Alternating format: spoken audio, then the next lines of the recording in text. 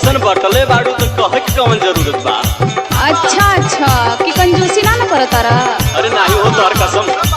और सुना इतने कमी ना बा भाई, हम बताओ तनी ना काहे के कंजूसी करत तारा। बोला बोला सुना बोला।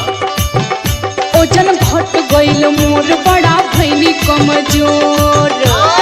कौन बतौलस? ओजन घट गइल मोर बड़ा भइली कमजोर। ले ले ऐता कोनो टानिक मोटाए वाला।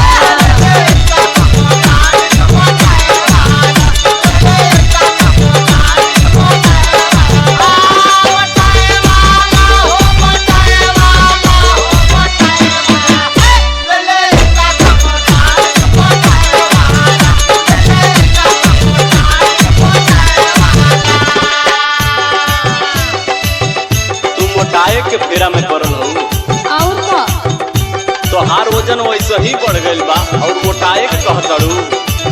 अरे तो हमरे चली ना जाता, देखो तारा ना गिर जाता ली। अरे तो उल्टे बतियावत हो, इतना मोटा गइल हो कि तोहरा से कैसे चल जाई। फैट बढ़ गइल बा तोहार।